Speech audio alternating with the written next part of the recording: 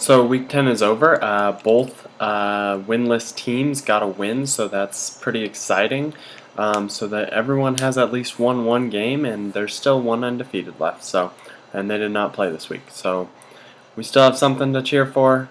But I'm glad that the winless teams got a win. Obviously, Monday night, Tampa Bay, it was a good win. Their defense played well. Obviously, there's still questions with a 1-9 team or a 1-8 team. So there is problems, but it's good to get a win under their belt. On Miami's side, the O-line has issues, and it's more than just on the field. It's off the field, and that's really a problem for Miami. And if they can't get past those issues, they're not going to be a playoff team. They're still in the hunt, but they need to get things fixed quickly. The Redskins, talk about a choke. 24 points in the first half, and then 3 in the second half. It's a big collapse there, and really should have won that game. On the other hand, Minnesota, who knew that last year's formula for a 10-6 team that made the playoffs works? Finally getting back to the run Adrian Peterson, be conservative in the offensive game, finally worked, and it's because they really have not tried it yet this year, and they can win with it, as was shown on Thursday night. Seattle, that was really a complete game from the Seahawks, both offensively and defensively, and it was really at a time when they needed to answer some questions from their critics, and I think that really proved that they are for real, and that they're ready to battle. Atlanta, they couldn't generate an offense. The defense was weak. Injuries have really killed them this year. I think they'll be okay in the next few years, but obviously decimated by injuries this year, and that really killed their season. The Bengals, they almost had a comeback, but they really shouldn't have been in that place to begin with. That was just not a good showing from them. For a team that has Super Bowl hopes, they really need to get it together. For Baltimore, they fell down a little bit late, but they did get a win, and a division win is always important. But you can tell this is not the same team as last year. Just an entirely different concept, an entirely different scheme. And I'm not sure it's working out quite as well as they envisioned. Houston, I think Case Keenum, he did okay, but he played a tough team. Arizona's defense is fantastic, so I think he did good, and I'm looking forward to seeing him develop over the next few weeks and few years if Houston really gives him that chance.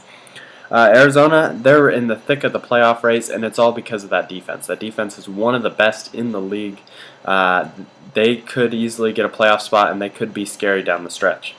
The Cowboys, they're just so inconsistent. You never know what you're going to get with them. They've been that way for the past few years, so I don't know really who to cast the blame on, but it does need the Cowboys need more consistently if they want to be contenders.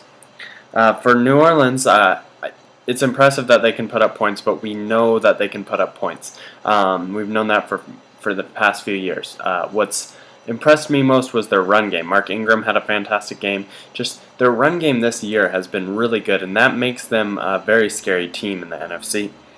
For the Lions, that was a very important win. They're atop the NFC North, and really looking like they're going to win that division. Obviously, a few weeks left, so it's not totally theirs yet, but they are looking really good. Some things they need to work on, but overall, it's good outlook for the Lions. For the Bears, they battled well, but that run game really struggled. They need to have a balanced attack for them to win games. They're not out of the playoff race yet, but they do need a balanced attack. And that defense, I was impressed with how they handled Detroit. So I wouldn't count them out yet, but they do need to work on those little things. For Buffalo, that was really a season-ending win. I thought they still had a chance to make the playoffs, albeit a small one. I think with that, their season is over. You can't lose to a bad team like that if you're going to be a playoff team. On Pittsburgh, it was a good rebound victory, but I still think they're not a very good team. I think they got to start looking towards a rebuild, and with so many veterans on their roster getting playtime right now, I'm not sure how they exactly want to handle that. For the Eagles, I think Nick Foles' talk needs to stop. Not because I don't think he's a good quarterback, and not because I think he's a bad quarterback. I think he's solid, but this is LaShawn McCoy's team. The Eagles are based around LaShawn McCoy, and I don't think it really matters at this point who they have at quarterback if LaShawn McCoy is going to run for 100+ yards a game. And that's really what the Eagles' identity should be and is right now. So they're in the thick of that NFC East race, and they could win the division if LaShawn McCoy keeps his fantastic play up. Green Bay obviously needs Aaron Rodgers. They are a bad team without him, and they are a great team with him. So that shows you how much Aaron Rodgers means to this team. For St. Louis, damn, that was a great victory. That was from start to finish. They got all sorts defensive help, offensive help, special teams help. Just great win over a very strong team. For Indy, obviously that was an embarrassing loss. They have to look at it as, hey, we're still in first place in our division. We're still in control of that division by 2 games. So they have the luxury of being able to rebound without having too many teams breathing down their back. But they do have to be careful down the stretch. For Oakland, they had too many chances to win that game against the Giants and just did not. And that's really the sign of a bad team, is if they're given the chance and they don't take it. On New York's side, they've won 3 straight. Regardless of how ugly they've looked, they have won 3 straight, and they are only 2 games back of the NFC East leaders. So they're in it. And I wouldn't count out a Giants team with Eli Manning, but they need to improve if they're gonna make the playoffs. For Jacksonville, good win. They did enough to get the win. And obviously, they're not perfect, but a 1-9 team is not going to be perfect. So great win for Jacksonville. It's great for the city. Great for the fans. I honestly hope it continues. For Tennessee, they could have pulled within 1 game of the Colts, and they couldn't get it done against a Jacksonville team. And that's really hurts. That hurts a lot. Jake Locker needs to be healthy. Chris Johnson needs to get it going somehow. This team just kind of looked lost against Jacksonville.